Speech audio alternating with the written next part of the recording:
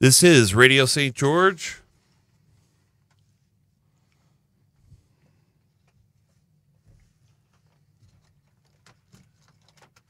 This is Radio St. George, KDXI, broadcasting live from Dixie State University. And it's time for the Garden Show on Radio St. George 100.3. Garden Show with Artie and Woody and Doug. Actually, it's just you. Oh, is it? I never noticed that. It's the Garden Show starring Woody, and I'm just the producer. Oh, I see. I'm just the producer. I'm here punching the buttons and making us go and doing my best to try to learn something about gardening. Well, we're here to help you. Yeah. We're here to help you. Well, Artie. it's another exciting edition of the Garden Show with Woody on Radio St. George 100.3. We'd like to thank our good friend Sean Denovan. He is the professor here at Dixie State University over the broadcasting and radio departments. So he's the man. Cool. He's the man. Yeah. Now, Woody, you have a special guest today again? I do. I was trying to think of what to call Doug. I was thinking of different, I think Doug from Star. There's a man from Snowy River, and we've got Doug from Star. And he's here again. He's the manager of Star over on Sunset. Thanks for joining us, Doug. Thanks, sure Artie. appreciate you coming back. And thank you. We were going to do a program on poisons, herbicides and pesticides and sidesides and all that kind of stuff. And I know that Doug knows a lot more about it than I do. Okay. And so I asked him to come back. And plus, if anybody has the courage to call in and actually talk to us on the air while he'll answer their questions. Absolutely. The or phone number, Artie will. Yeah, the phone number is 435-879-4100 if you'd like to participate in our garden show today. 435-879-4100. You can also text us using that particular phone number. You can drop by our Facebook page. We're live on Facebook live right now. Yeah. So you can make a comment or request more information there on our Facebook site. So there you go. I notice on our Facebook site that as the week goes on, we get more and more viewers. Absolutely. I think there's the last program, Doug. I think it's because of Doug. The last program he was on, we're over 200 views now. Oh wow, yeah, yeah, that's great. Well, sure. And if you're we're live Saturday mornings at 8:00, and if you're viewing this on Facebook another time, definitely ask a question or two, and we'll try to answer it that following week. You bet. That next week. Doug, tell us before we get into poisons and that type of thing. What's happening at Star? Is there anything special going on over there besides me coming in to buy stuff? No, just that. No, we're getting set for our vegetable and herb program, which starts President's Day weekend. So That's the big weekend, huh? That's the big weekend, President's Day. They kind of figure that's the time people need to start getting their gardening together. So we've actually talked this morning about doing a little bit of a broadcast from over there that weekend, or at least maybe Artie and I sitting at a table and greeting all our listeners. All of our fans. Yeah, all of our fans. Signing autographs. Yeah. Absolutely. Artie can sign autographs, and I can answer questions about seeds. Sounds good. I notice that your parking lot as I go in there is getting a little busier all the time. It is. It's picking up. The cold is kind of snapped a little bit, and we don't have the polar vortex going here, so life is really good. Oh boy, wasn't that something back east? Holy mackerel. I have a son that lives in Iowa, and they were talking 50, 60 below. Oh, that's horrible. Horrible weather, man. But yesterday here in St. George, man, I think what was the high? Was it almost in the 50s? I had 66 on my 66. 66 is what I saw. Wow. Was the warmest I saw yesterday was 66. Yeah, the only good thing about that is maybe it turns and goes back the other way, every once in a while. I noticed that the buds on my trees are all starting to enlarge. They're starting to swell, huh? They're starting to swell up. And why don't we talk about that first, Doug? The sprays and stuff you should use on those, because I know from a guy that's only had one or two fruit trees in my yard, I'm a little bit ignorant about how you should do that and what you should do. Yeah, right now is the time to apply horticultural oil. They also call it dormant oil, but it's realistically horticultural oil, and liquid cop, which is a copper-based fungicide. And so what that does is that you mix the two together and you get a product that will basically suffocate the eggs left over from last year on the trees, and then not allow them to hatch.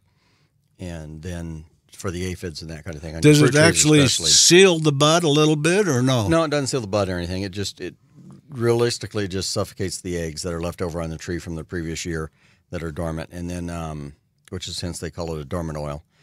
But also the liquid cop then prevents a lot of your diseases, your leaf diseases, and your fruit diseases throughohout the year. So we always recommend putting that on. I've always wondered, if I have a tree that's 15, 20 feet high, how do I spray up there? Get a big ladder and stand on it? That's kind of the thing. Is that you can use a hose end sprayer that'll reach that, and do the mix in that, and then spray it on with the Just water. don't stand downwind, right? Exactly. You don't want to stand underneath it. You do not want to stand underneath Now, it. what are you spraying? The whole tree or just the trunk? Or No, the... you're going to drench it. You're literally going to. wow. All the spray buds, yeah. the buds on the tree, out on the limbs and stuff. That's why the bigger a tree gets, the harder it is to do that too. Yeah, a lot of people don't realize that you can keep a fruit tree down. For instance, a fruit tree you can keep down. All the fruit trees we sell, you can buy a true dwarf. They're harder to find, but you can buy all the rootstock that are on the fruit trees we get are all semi-dwarf rootstock. So they tend to stay in that 12 to 15 foot range normally.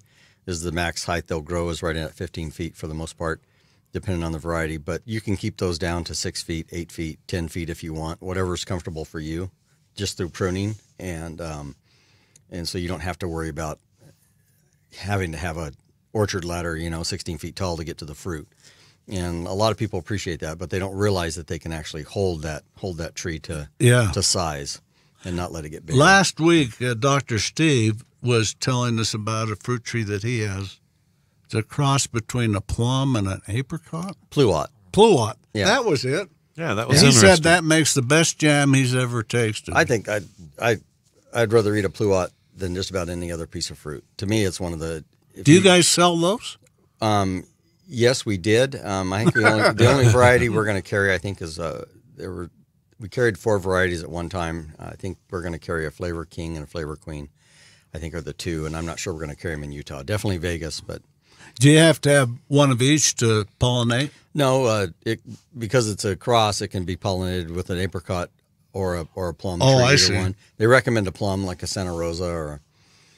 So you like hope that. that there's Or one another in the pluot. neighborhood, or you have one, huh? Exactly. So it's always better to plant 2. Are of they an anything just expensive because- fruit tree? No, same price. Oh, Same price I as would all the be other fruit tempted trees. to try one of those just from what Steve told us about. Absolutely. Sounds Yeah. interesting. Yeah, the pluots you get in the store are nothing compared to the. Obviously, any fruit you get in the store isn't as good as coming off the tree, in your backyard kind of thing. But the pluot is an outstanding taste. Tell us about, and I know it's not the poison subject, but what kind of nut trees do you guys stock? So pecan, pistachio. Pistachio. You guys sell pistachios, huh? Yeah. So yeah, Do they do okay here? they do great here. Really? Yeah, absolutely. Almond, of course. Almonds do amazing here. Almond's a great tree here. And so we have like 4 varieties of almond, all-in-one almond, a Texas almond. There's quite a few. It's And all in one tree? yeah, the all-in-one is literally that. Yeah, Yeah. there's quite a few on that. So there's a lot of variety in the nuts. Like pecans, there's 3 varieties we carry here: Pawnee, Wichita, and I can't remember the name of the third. I've one always off the top of my wanted to head, have a filbert tree. I love those to eat them, Yeah. But do you don't sell those, do you? No, Are the nut trees, are they more expensive than regular trees? The pistachio probably would be because you have to have a male and female. Oh, Definitely. okay. There's definitely there you have to have one of each. And generally a male will take care of up to 3 to 4 female trees. So you can kind of do that ratio if you needed to. It doesn't need to be 1-to-1. Huh. But And other then than that, they're pretty reasonable. Yeah. and they're bee insect pollinated, I guess. Yeah, they are. Yeah. Yep. I have a friend that wants to. He and I are going to buy a beehive this spring and start each one of us. I've never done it before, but I'm kind of curious to try. And supposedly, it's good for the environment to have more bees. So you're talking about honeybees. You're talking about a honeybee colony, right? Realistically, here I would, in addition to honeybees, though, I would encourage people to do a mason bee. Yeah, I've got a mason bee hive. Yeah, mason bees pollinate way more than honeybees do, actually. Believe it or not, a majority of the stuff pollinated here is probably by mason bees as opposed to and they're less aggressive than a. Yeah, you hardly see them. They're extremely small. They don't produce honey like the honeybees do, but they're an excellent pollinator. Yeah.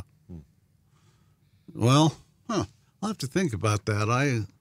Pistachio, that's kind of, now they're expensive in the store. Oh, yeah. I was looking at some yesterday. They got to pay that elephant a lot of money. Yeah, I'll tell you. So he doesn't come cheap. He doesn't work for peanuts. A 1 pound bag was like $12 or something. Yeah. It's like filet mignon.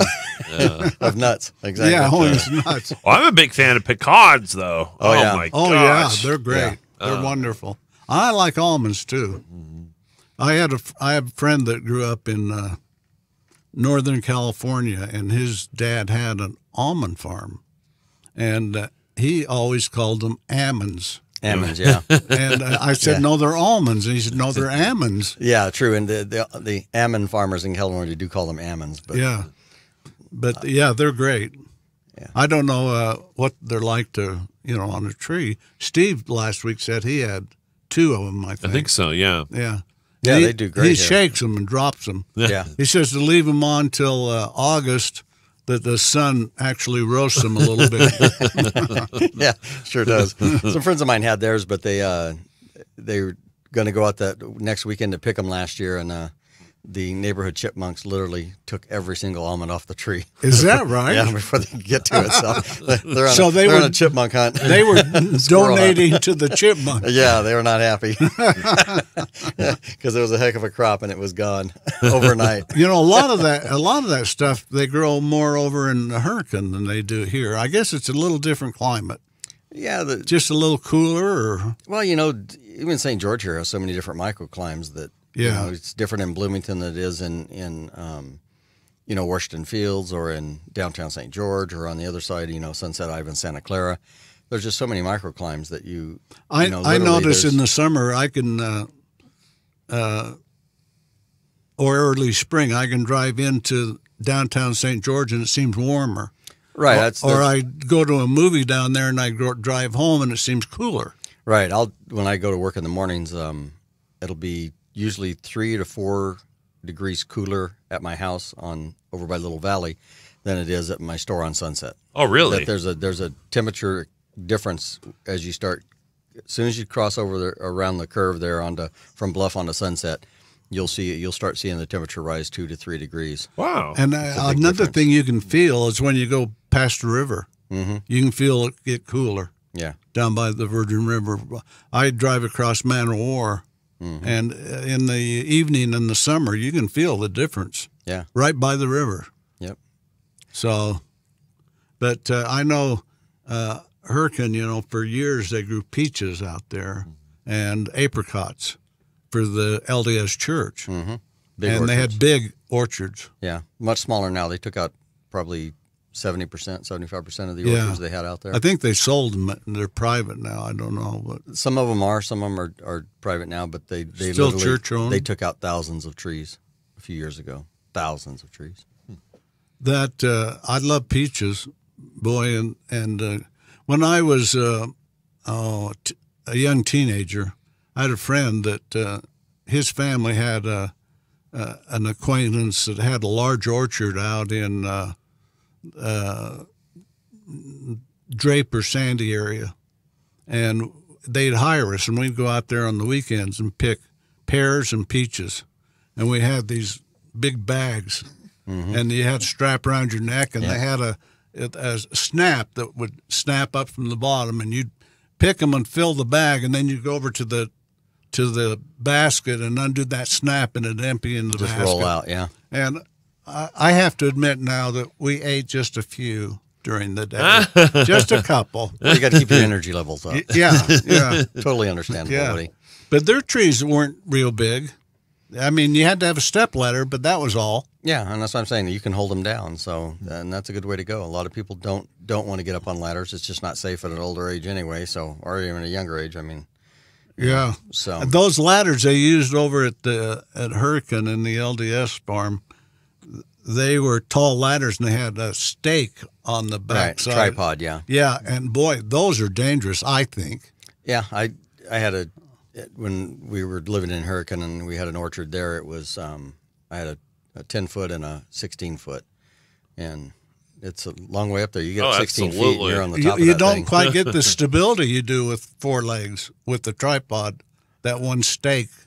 Yeah, but it's in an orchard. It's easier because you could that one stake goes into the tree branches better. Oh, So you can get inside a little easier than you can with the 2 legs because it's just too wide to fit in between branches. Where you can take the single leg. That's why they call it an orchard ladder. Yeah. is to do I've that, only so. fallen out of that once or twice when I was over there. So whatever. Well, why don't let's start talking about herbicides. That's something that I think in early spring with the crabgrass, the Bermuda grass, the different weeds, herbicides are maybe the first thing that people start. Roundup. Yeah, Roundup kills all or kills. There's quite a few different varieties, and they do different things depending on the active ingredient in it. So some are using salts, some are using, for instance, glyphosate, which is the famous Roundup. Was the brand name for glyphosate.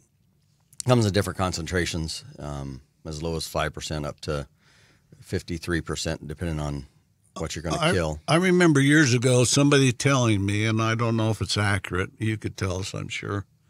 But you spray dandelions, and they kind of curl up. And he said that's because it's a hormone, and it actually grows the plant to death. Is that accurate, or was that?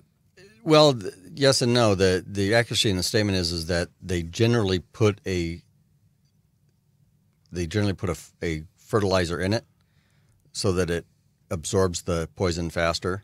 Oh, I and see. Dies faster. So that's kind of the. Oh, so that's isn't kind of yeah. Yeah, that's kind of a pulse thing. Then. Yeah, the glyphosate itself isn't a fertilizer, but the other ingredients help do that, and it does work faster if you do that. So, one of the things they always said was you've got poisons that will kill a narrow leaf like grass, and then you've got poisons that kill broadleaf. Now they're coming out with poisons that know the difference, like you can use on your lawn, but they'll kill Bermuda grass or crabgrass. How do they do that? They've scientifically made it target that specific gene. Yeah, that specific down to the plant. gene level, or I would imagine to the gene level, certainly. Yeah. But there's a big difference between our fescues and our bluegrasses and a Bermuda or a crabgrass. Yeah, and I hate the Bermuda or the crabgrass. Yeah. That's the difference. Yeah, and that's the bane, right? I mean, some people have Bermuda grass lawns where they're nothing but Bermuda grass, and they're not pretty, except during the summer. Well, I had a daughter that lived in Phoenix, and they have Bermuda grass down there in the summer. But there are types of Bermuda grass that they would plant. It's very expensive, but they were beautiful lawns. Yeah. But the seed is really, really expensive. Yep. But the standard Bermuda grass like we have here, I don't think there's anything good about it. But no, other than you can't kill it. Yeah, it's hard to kill. It really is. Yeah. We carry some products that are specifically designed to kill Bermuda grass, though. So without killing your regular grass? Your regular lawn, yeah. Yeah. Well, I must be really horrible then, because I managed to kill my lawn every summer. if it's hard to kill, I'm you kill all kinds. Oh, I do. Yeah. No, I mean last summer was a freaking mess. Yeah, there's a couple of corners that were dead. So anyway. Yeah, well, You know, and we always encourage people to bring in pictures of their lawn, or That's a good idea. you know, do samples. Bring us in a sample of it. Oh, that's a great idea. I didn't think about you know, so it pictures make a big difference. They really do. I mean, you talk to people and they want to come in and ask you about, you know, my leaf is doing this or my plant is doing this, and we're like, first thing you do is take pictures of it. Everybody has a camera on their phone now. Excellent. Just bring it in Excellent and do idea. that. Well, you know, I've been this last week. I bought some fabric from Doug's store, and I bought some gravel, and I covered about 50% of my lawn with fabric. And now the back lawn I poisoned last fall, so it was just dirt. The side lawn, I actually put the fabric over the grass. It said it would kill it. It does, yeah. Starves it. But I thought, sunlight. now if that comes out the edge, you know, tries to grow out the edge in that, being that fabric lets moisture through, can I just spray it and poison it with a herbicide? Sure can. And what now? Roundup costs. I'm cheap. I said that before. But Roundup costs a lot, and there's cheaper herbicides that say they kill grass and weeds. Right. There's organic products as well that use, for instance, clove oil and citric acid to kill the weeds and stuff like that. But I was going to say, they're pretty much going to kill everything. Is Roundup worth the extra money? Do you think? You know, I guess yes and no. I mean, you always have the concerns about, you know, especially now with them being sued for cancer-causing agents and stuff like that. That if you want to stay natural, you can, and if you don't mind. I mean, the problem most people have is they're not taking the precautions necessary. You know, gloves, goggles, long sleeves.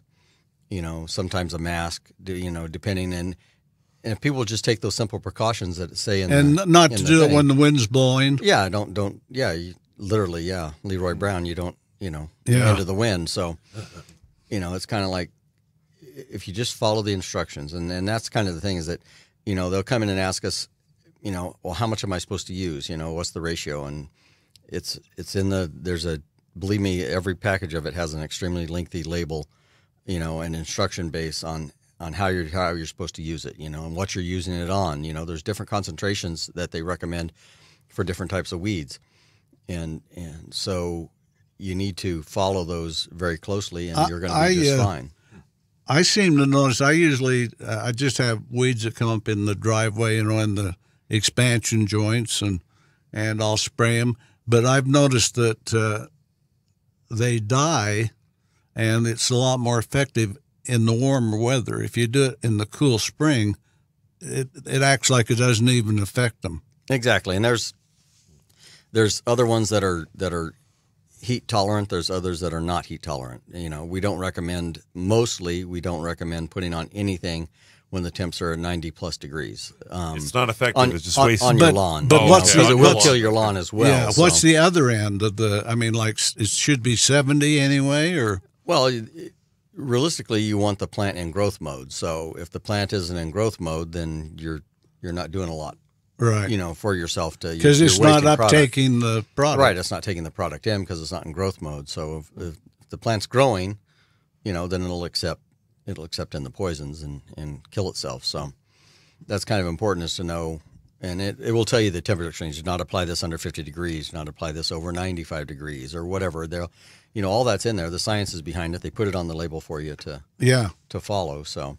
I mean, there's so many products now to try and keep up on every single one of them and know the specifics of each one. You know, I read labels all the time, you know, for that very purpose. But it's a constant upkeep. You have to really maintain your knowledge on that stuff because. Well, we've got the different grasses, and we've got their, you know, Bermuda grass and crabgrass and those different things. Is there any type of plant or species that you have to buy something completely different? I mean, as an example, maybe some of the like trumpet vine or anything like that, or yeah, there's differences. I mean, there's a specific crabgrass killer that kills crabgrass, and then there's a specific Bermuda grass killer that kills Bermuda grass. Right. You know, they're not the same. So to treat your lawn. To treat your lawn, or just even outside your lawn. You know, if you just have it growing in your rock beds or something like that, you know. So it's one of those where we have vine and shrub killers that kill vines and shrubs. They're more powerful. So, it's a heavier, denser plant, woody, a different evergreen type leaf. And so there's a herbicide for that as well that will. I know the tamarisk down here for years. People tried to poison that out, and then they finally brought that beetle in, and that worked great. I thought it was a wonderful thing. I had them all over my yard in the spring for a couple of weeks, but they really ate that tamarisk down. Yeah, and so I would suppose tamarisk is hard to poison. I think it probably is. It doesn't, because it tolerates such poor soils, that it's a pretty tough plant. And anything that can tolerate salts and alkali and things like that are harder to kill. I thought it was a wonderful thing. I had them all over my yard in the spring. Is the very is salts. That very thing. Yeah. So. Oh, I see. It just smiles and waves. So. Okay. Well, anything else on plants, killing plants that you can think of that's... Just to be very careful. I mean, if the wind's blowing, you probably shouldn't be spraying. It's kind of one of those where you need to do it early in the morning or So you don't want contact with it on your skin, is basically... Absolutely not. Yeah, that's what I'm saying. You got to wear protective gear when you're doing this. I know sometimes when you're spraying a lawn, if the wind's blowing just a little, if you turn, all of a sudden you'll get a mist on you. Yeah, and that's why you want to be masked up. And when I'd spray the orchard in Hurricane, I'd be on my tractor with a pump sprayer, and I'd be decked out in a Tyvek suit, full respirator on, goggles, head covered head to toe, so there's no open skin anywhere, just because of the blowback. I mean, as you made the turns to the orchard, you'd be changing wind directions. Right. So you'd always try and spray when it was calm, first thing in the morning, before any of the wind started, and I'd stop as soon as there was a breeze come up, just tackle it the next day instead of. Okay, how about now? That's mostly grasses and that type of thing. How about trees that have berries or fruit on? Poisons that you should avoid or poisons you should use? And that's one of the things that you got to worry about too when you're dealing with fruit trees or any of your edible. Or I guess even your vegetable gardens. Right. Your edible landscape. We'll just call it edible landscape. That covers everything. So, and that goes back when we're going to start talking about insecticides as well. There's insecticides that can kill borers and be safe for fruit trees, and there's products that kill borers but aren't safe for fruit trees or any of your edible plants. So you want to make sure that you're coming in and asking, hey, this is what I'm going to apply it to. Is it safe? What is safe for this type of tree or this type of plant that isn't going to kill me down the road when I get the fruit or whatever off it. I notice when I buy insecticide, most of it, if it can be used on your vegetables, it'll say, don't harvest for 7 or 10 days. Yeah, there's products that are up to 4 hours from harvest, and that's generally going to be your organic products, your neem oils, some of that type thing where they're safe to use up to 4 hours before harvest. That's pretty close. That's pretty close. Yeah. Realistically, you're better off at that point in time just taking the fruit off and just getting if you're worried about if you're going to eat it 4 hours later, I would just literally take it off the plant now. It's not going to ripen a lot of difference between the next 4 hours. So pull it off now and then spray, kind of thing. So, so that's really important. Then if I know I occasionally get pests on my vegetables, like the tomato caterpillar. The hornworm, yeah. The hornworm. Yep, the infamous hornworm. Yeah, those are. I'd love to get them with a pair of pliers. That's safe. I've had them bite me, so I'd trust. Are you serious? Yeah. No. They got a heck of a bite. Oh my! They really do. Big. Have you ever seen them? They're as big as your finger. Oh wow! They're massive. Yeah. Yeah. My chickens loved them. I'd feed them to my chickens. I had my tomato garden, about 100 plants right next to my chicken coop. So I'd be picking them off and tossing them over the fence. And about the a month into growing your tomatoes, up on top, all of a sudden you'll see the stems without the leaves, and you've got you'll see the black flecks of their excrement down below on the lower leaves, and then you start looking because they blend in. Their color's the same green as your tomato plant, so they blend in. So you have to sit there and wait for them to move, and then you see them. Wow. Yeah, they're tough to spot. Yeah. And so for generally all your caterpillars, all your worms like that, BT is so it's short for, because nobody can pronounce it, is Bacterium thurisgenesis. And that's a completely organic product. You can use it anytime on that. And so it's one of those poisons, or we say poisons, but one of those that doesn't. So there's two ways they work, kind of. One works with the plant, in conjunction with the plant, to stop for instance, the hornworm. What it does is it stops the hornworm from eating, because it doesn't like the taste of the plant anymore. So it stops eating and it basically dies of starvation. Wow. Exactly. As opposed to a poison that enters the caterpillar and kills the caterpillar. So bacterium, that must be some sort of bacteria that it's. Yeah, it causes the hornworm to stop eating, or the caterpillar to stop eating, and then, but it's completely safe for humans. It's not. So then you can eat the caterpillars and it's okay. Yeah, I mean, if you're into that kind of thing, I mean, I'm not Bear Grylls or anything. I don't need to survive well, that if badly. you put them on the barbecue, then you put a little garlic on them and butter. Sorry, Artie. It's not snails we're talking about. Yeah. Now I've tried those too. I actually have. So okay, so that's the hornworm caterpillar, which we love to squish with our pliers. Right, and so there's, you look at your cabbages and your fruits or your vegetables like that, and so when you're out in your garden and you see there's a white moth that flies around during the day, he's laying those eggs and starting that process of that cute of the butterfly, that white white kind of butterfly. They're famous for doing that. So. For years down in Phoenix, they had white flies, and now they're up here. They are up here. And what's a good thing to use for them?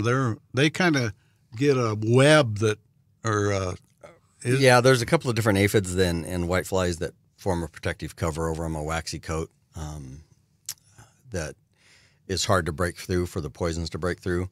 So what's generally on cactus, it's called scale. You'll see white spots on your cactus, and that's the aphid under a coat of waxy substance. To protect itself. To protect itself from predators and protect itself from the poisons. So rotten little bugger. Yeah. So we recommend trying to spray that protective cover off with your hose first, and try and knock as much of that off possible, and then spray your plant to get rid of the. And what about the white flies? White flies, they're pretty obvious when you have them, because the leaf will curl up. If you move the plant, they all fly around and So they love the ash trees. They love crepe myrtles. They love what other plant they love?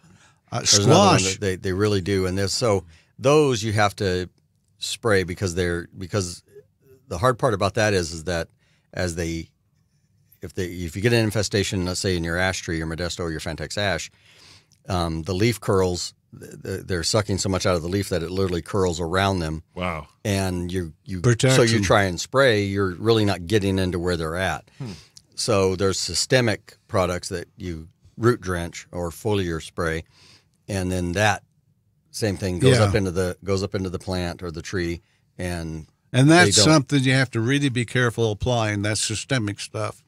Yeah, that's the old story about the bird eating the worm and it dies, and then the cat eats the bird and it dies. And there's times to apply it where you're not interfering with the bees, for instance. So they're pollinating the flower, they're ingesting the poison, and that seems to be a big problem with people applying the poisons or the systemics at the wrong time, or even the foliar sprays at the wrong time. So again, that's in the instructions, and we know we're men, we hate reading instructions. Guys, we got to do it. Guys, don't read instructions. It's a code, right, Artie? That's what I was thinking. It's asking for directions stamped on our forehead when we're born. Don't read the instructions. Yeah, it must be. So. Well, going back to the weed killer, you mentioned all this protection. I mean, holy cow, freak! Last year, I decided, maybe I'll pour the whole bottle into my sprayer because I'm thinking the more Is better, yeah. the more is better. So I guess I should read the instructions because Yeah. Well, most of the hose end sprayers mix it for you. You do actually put the 100% in the sprayer, but it mixes it with the correct amount of water. No, I'm talking about you dial it. I'm talking about one of those pumps. Oh, one of those pump sprayer things. Yeah, I think it was pretty you much. You didn't spray your neighbor 90, with the binoculars. I probably should have. It was 90% proof. Yeah, that's a people side. Yeah, that's instead of a herbicide, it's a people side. Yeah, and a lot of that, realistically, one time exposure is probably going to do absolutely nothing to you. Maybe give you a little bit of respiratory distress. So you for have a to little spray while, her once every day for 2-3 weeks. Oh my gosh! But it's most of it's long term effects. Where really, yeah. So it's these people that are spraying it on a daily basis. Yeah. And, that kind of thing where they're not taking the protection and we could experiment on your cats. No, we don't want to do that. No. Definitely not. Well, it's Radio St. George 100.3 KXDI. It's the Garden Show with Woody and our special guest, Doug Northington. We want to thank you. Northington. Yep. Okay. I don't want to butcher your name. It's okay. Northington from Star Nursery. We want to thank you for being here today and talking about, I can't say it. Insecticides. Insecticides. There we go. Insecticides and all sorts of stuff. Herbicides. Peoplecides. Absolutely. Yeah. Yeah. And because any of them can be people-side, so you definitely want to maintain your you don't drink it. Artie, don't ever drink it. And you can call us at 435-879-4100, 435-879-4100, or text us at that particular number. And we're on Facebook. Drop by Facebook and drop a question or write a question there. One of the things I used to worry about, I had dogs for a number of years, and I'd go out and spray, and then I'd worry about the dog, and I'd go out and take the hose and all the spray off because I was scared I was going to kill the dog. And then I had a pet tortoise, which is another story. His name was Elvis. Yeah. And Elvis, when I bought him, weighed 2 ounces, and when I sold him, he weighed 65 pounds. Wow. Did you sell him by the ounce? Yeah. Yeah. I tell you what, Elvis ate a lot of vegetation. Yes, they do. And if I used a herbicide, I had to really be careful. Absolutely. And so what I had to do was section off the yard and put him in the side where I didn't spray, and then wait for it to wear out. I waited weeks before I'd let him in that part of the yard again. But, here you've got an animal that eats nothing but vegetation. Why, you can't use a herbicide. Absolutely. So pets are something to, and I know for years I had aquariums. So if you have an outside pond with fish, same thing. You can you can kill your fish. Yeah, that's why you got to watch the overspray. Yeah. You really do. So, those are things that cats, dogs, tortoises, right. Any animal that's in your yard. We have toads and frogs, and I have some toads that have been in my yard for years in the gardens that every once in a while I'll dig one up and he'll be mad and go off on it and sulk for a while. Right. But so there's so some of your insecticides and some of your herbicides for your pets anyway, you need to make sure that a lot of people come in and ask, well, I have a dog that I run in the backyard, when should I use this product? And I generally say the best thing to do probably then is to put your dog out, let him do that last potty of the evening or whatever, and then use your spray. And then when the product is dry, for instance, if you use a liquid, when the product is dry, it's no longer necessarily harmful to the dog or the pet. So let him go, her go, and then bring him in, use your product. Next morning, it's generally safe to let him out. There's a absorption time in there that's on the type that dry like that, which, like a tortoise eats the vegetables or the leaves, so that it wouldn't work. No, exactly. So. But, anyways, we loved Elvis. He was wonderful. He ate a head of romaine, and a squash every day. Wow. Yeah. Really? Yeah.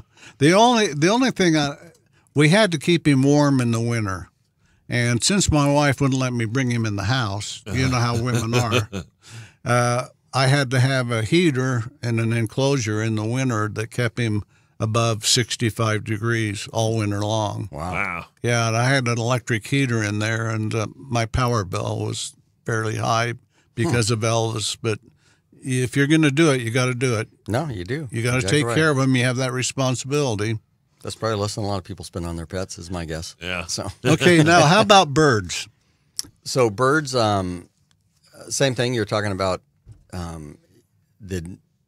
With birds, generally, the natural way to take care of the birds from eating your fruit crops, for instance, is through what we call scare tape, which are like glittery tape or red colored tape that you tie in the tree and it waves moves with around the in wind. the wind and it scares them away. Yeah, a lot of people tie CD. If you remember CD discs from way back in the day, you know, they tie their CDs in the trees and drill a hole and tie them with ribbon into the trees, and as they'd spin, they'd flash. And it actually works pretty well. I used a lot of it in my big cherry trees. Wow. In hurricane and to how keep about the the birds artificial owls I see in the star? So what people don't realize is that they do work, but they only work for a couple of days. Once the birds are actually pretty smart, believe it or not. They have a tiny brain, but they are pretty smart about predators. So if the owl is there in the same location for 2 weeks at a time, they know it's not real. They figured out it's not real. Yeah, so we always recommend, and again, the instructions on the bird, the owl or the hawk actually say, move this, at least once a week to a different location, facing a different way, and then it kind of shakes up addles the bird's brain, as it were. So we actually have hawks in my yard that they feast on a fillet of dove. Yeah, often on my back lawn, I'll find a pool of blood and some feathers where they've eaten a dove. Yeah. They love those doves. Yes, they do. Yeah. That's horrible. Yeah, well, no, it's It's funny because it reminds me of a story.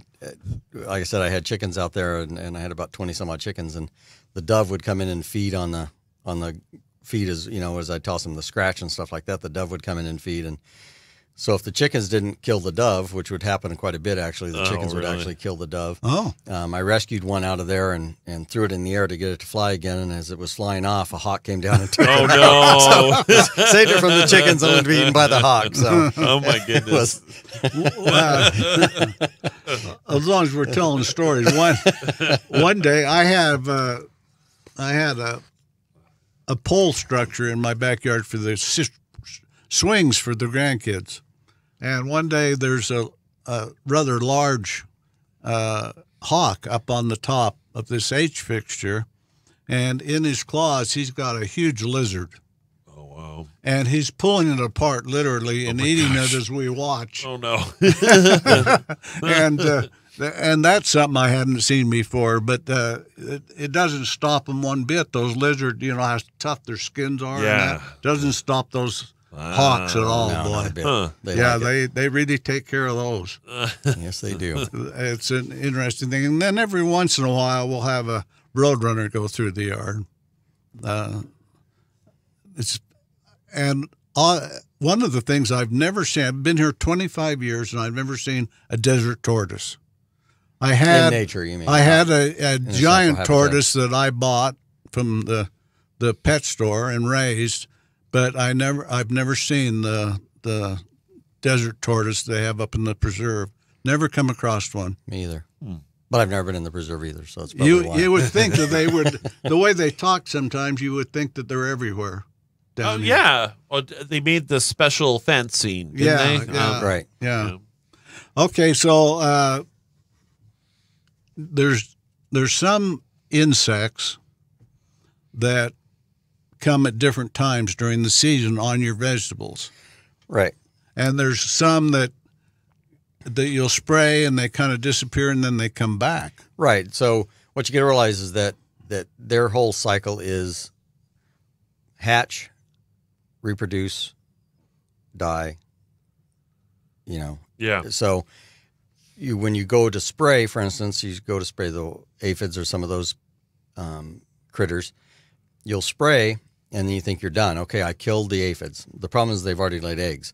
So there's a 10 to 14 day hatch cycle on the egg in that general range. And so you need to be aware that 2 weeks later, approximately 10 to 14 days later, you're going to need to spray again for the new hatch before they lay an egg. So you can use, for instance, I talked about the horticultural oil, which provides it basically suffocates the egg and doesn't allow it to hatch.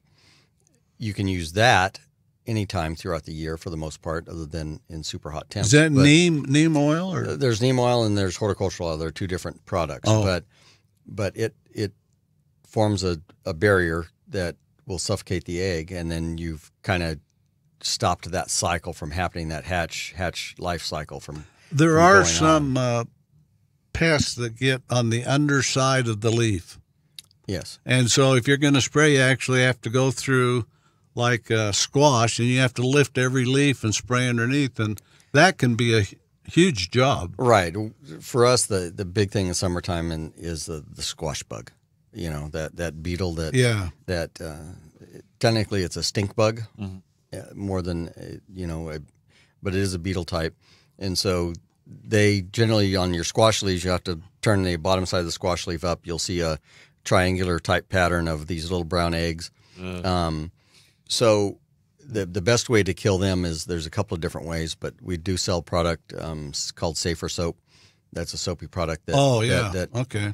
So they're afraid of drowning. Bottom line is they are deathly afraid of water. Wow. So the way you ultimately get them is, one of the recommendations is, if you're a supernatural gardener and don't want to use any products whatsoever on your squash, then you just take a bucket of soapy water out to the garden with you. You check every leaf. You pull off the eggs, throw them in the water. You find the bugs. You pick them up. You throw them in the water. They drown. My word! And it's a very labor intensive process, because they are they hatch so fast and grow so fast that you can have thousands. You can't just devour apply your it squash to plant. the leaf, huh? Well, that's what I'm saying. There are products that you can, but I'm saying the truly natural way to do it would be that. But that's I see. You're probably never going to get them all. So, kind of what I recommend is you take your garden hose out there with your water. You start to spray the bottom of the plant, and they tend to come out like crazy because they're afraid of drowning. So then they start running up the plant, and then you can spray your soaps. It's a sticking agent. Basically, you Dawn dish soap or any of those, or any of the soapy ones that we sell, stick to it and clog it up where it can't breathe, and they die. So, I see. So that's kind of the way. It's, again, not a poison.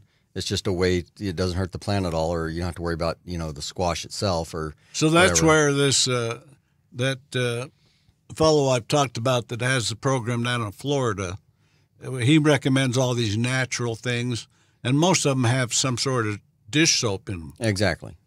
Yeah, and that's just a sticking factor that allows it to stick better, and actually, I say clog the pores, you might say, or clog the breathing apparatus that they use to kill them with. So okay, now those are insects. How about things like gophers and animals that bother your plants? They talk about repellents for deer and right. So they're using the rabbits and the squirrels and the deer, that type of thing, as generally a fox or coyote urine type product that's the scent of their predator. Keeps them out of that area. They have to be reapplied pretty often as far as keeping them fresh. If it rains, if your sprinkler hits it, stops being effective, you need to go in and reapply. There's granulars, there's sprays that, like I say, that have fox or coyote urine in them. And how did they? I don't know how they get that. That they question hire. popped in my. They hire these coyotes to come in.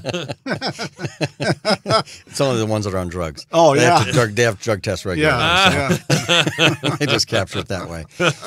No, but I mean that's how they do it. Is generally Okay. fox or coyote urine, and that's the repellent part of it. For gophers and that type of thing, there's obviously people that believe the sonic emitters that emit the sonic waves that keeps the keeps them voles and moles and gophers out of the yard. Will work. Do you find they work? Have you? Are they gimmicky or? You know, it's hard to say. We don't sell any of those products that are the sonic ones. I've had a mouse one going in my garage in Hurricane and forever, and it didn't seem to work. You know, especially when I found mouse what do you do? on Poison, top of it. So. Poison the gophers? Yeah, generally poison, or if you're again all natural, the gopher traps work just fine. And you know, if you again following instructions on gopher traps, it didn't seem like it's. It seems like it's a no-brainer, but it actually is. I mean, if you ever study the anatomy of a gopher tunnel, there's always an escape hatch. There's always they always dig false tunnels and that kind of thing. So your best thing to do is find the mound, go down, and there's going to be.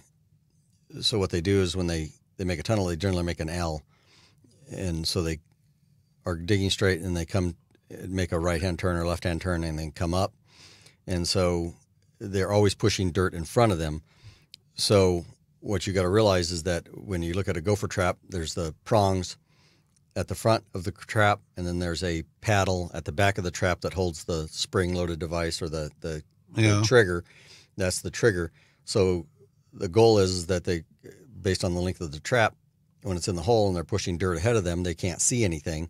So they're pushing the dirt through, and by the time they get in between the prongs, now they're pushing the dirt against the paddle, which activates when it falls back from the force of the dirt. It allows the trap to spring and captures the gopher. So you actually put it down in the tunnel. Right. You actually have to dig down, put it in the tunnel. Wow. And they don't like – so they know when you've opened up their tunnel because they feel the air flow through because they have the escape hatch as well. So they feel the air flow, and they want to block that off immediately so that snakes don't come down or whatever. I've had them twice, and I've taken a garden hose and put down, and I run it for an hour, and then I notice over my neighbor's yard, he's got water coming up in his exactly, yard. And the gopher escaped out that other way. Yeah, exactly. Yeah. But I think the soil, at least where my garden is porous and soft enough that it caves in. Easy digging. So that if nothing else, he has to redig the tunnel. Yeah, so then you have the baits that kill them as well, where it's a poisoned grain that you're putting in the tunnel. Then generally the way you apply that is you either dig out the hole and find a way to get the poison down in there, or they make a empty tube type thing that you stick in the ground and you push down until you fall through the hole. You know that you've fallen into the tunnel. Then you turn the handle and it releases the bait in the tunnel and that kind of thing. So there's a couple of different applications. Intermountain Farmers sells a round ball. They're green, and there's and the gas. You're right. The gas. There's like 25 of them in a package. Yeah, and they gopher bombs. Yeah, well, no, these aren't bombs. They smell like fish. Really? I haven't seen those. And they work on skunks, and they work on gophers, but because they have a fish taste to them, it attracts them, and when they eat it, it causes some real internal problems in the animal. But you don't want to do that if you have a pet in the yard. No. So do you have, or if your neighbor's pet's in your yard. Do you have gopher bombs at Star? No. Well, yes, we do. They're Ampro gopher bombs, yeah. And so it's your light. And they're a gas kind of thing? Yeah, you stick it down in there, light the one in. It's like a big firecracker. Stick it down in the hole. Again, you have to dig out, stick it down in the hole, light it, cover it back up real fast, and it spreads the gas throughout the tunnels. Wow. Oh, that ought to work pretty good. Yeah, but again, you got to be careful where you use it because the root structures for your plants are down there and stuff like that, and they will pick up some of the poisons that are in it. Oh. So you just want to make sure you're not using it around, where you're going to be eating the products above. So, just how to be safe. How about berries? So, are there particular pests to those that? So it's funny. You grow strawberries here, and you'll get earwigs that come up and eat your berries. Your berry looks beautiful on top, but you'll pick it, and underneath is a giant hole where they've eaten all the. And earwigs are probably the bane of strawberry gardeners' existence. That and the little hard-shelled bugs, doodle bug type. that infest an area, and so they're really hard to kill. They really are. They're tough. There's one of those that you're. How about blackberries and raspberries and that type of thing? Do they get anything special? No, generally not. You're pretty good. I think on those. birds maybe. Yeah, birds are obviously grapes. The birds love the grape crops. Yeah, here. when they ripen, when the sugar comes up in them, then I have hundreds of sparrows and that type of thing. Right, and a lot of the people I know that have the grapes just take all their shopping bags and just put around it, put a rubber band on it, or a zip tie and tie the bag around it so that we'll go out and pick what we want, and then we'll say we'll give the rest to the birds. Yeah, and they'll spend a month in there eating those grapes. Absolutely. Yeah, they love them. Yeah. That and the mulberries. I have a fruiting mulberry tree, Persian fruiting mulberry, and the birds love those. Neighbors love you too, don't they? When they have to tune their cars, and have that true, beautiful white shiny car and all these purple splotches all over. No, it isn't that big a splotches. tree. It's confined to my backyard. No, but I mean the birds. They tend to when they eat them. Yeah. Their poop is generally everywhere. all over your neighborhood. I'm yeah. sorry you mentioned that because now my neighbor knows that's where it comes from. We occasionally will take the time to harvest those. They're not easy to harvest. No, mulberry jam's really good though. But it is good. They are tasty. It's really tart. You have to put a lot of sugar in it, but boy, it's good. There's a couple of varieties that Star carries that the mulberry is about an inch and a half, 2 inches long. Yeah. Just beautiful and unbelievably sweet. Yeah. Unbelievably sweet. Yeah, there's everything. It seems like everything you do in your yard has a price, and you can't say, well, I'm going to do all this and then I'm going to sit back and rest the rest of the year.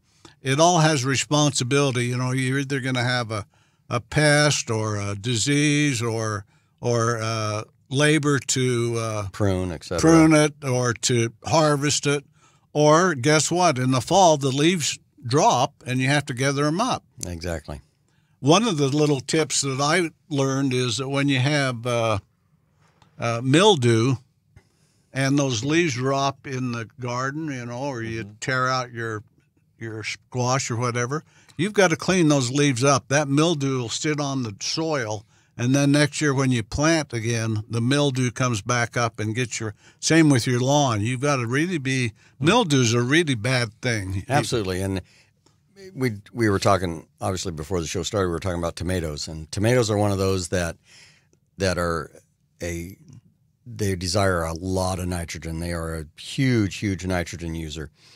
But by the same token, there's a lot of diseases that come with tomatoes. There's reticulum wilt and things like that actually stay in the soil. So as a general rule, you'll rotate your areas where you're planting tomatoes every no more than 2 years in a row. So because it around. You got to move it around. One is for disease. Two is for the nitrogen depletion that they cause. And so you need time to build that soil back up, 3 to 5 years to build that soil back up, to get it back to where it can do tomatoes again or any of your nightshades. So how much, in, say, a tomato garden, how much sand do you mix some sand in with your soil a little bit? You should always do amendments with the tomatoes. And the reason for that is that the heavy clay generally inhibits root growth, and it doesn't carry a lot of nutrients with it. It doesn't have a lot of nutrients. So you do put a little bit in there. Yeah, you want the soil to break up. So however you do that, whether it's gypsum or whether it's mulch or whether it's sand. Perlite or any of the vermiculite or any of those things, you'll want to kind of amend your soil where the roots have an easy way to grow. I know that's important with carrots and radishes, and that if it's too packed or too tight, they don't grow. No, you're going to get a short little stubby. Yeah, and a great big plant up on top. Yeah, exactly right. So, well, guess what?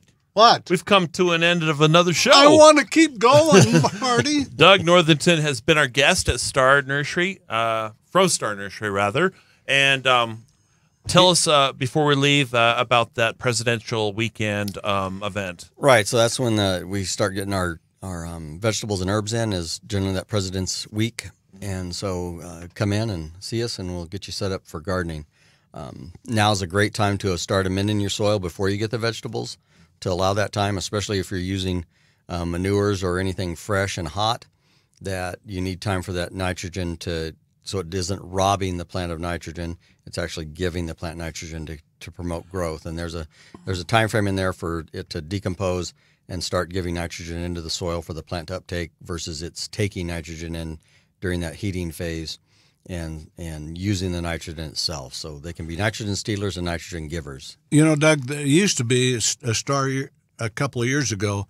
They had a lot of hybrid tomatoes.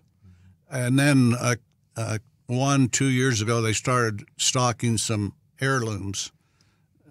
If you have any input on that, why, I think the more varieties, the better.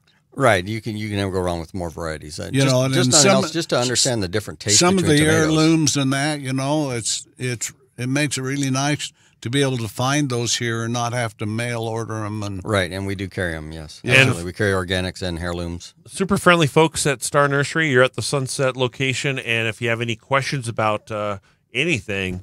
Or you can get his autograph if you go there. I'm there all the time. Drop on by and talk to Doug. And, of course, like you mentioned earlier, that makes sense, to take pictures.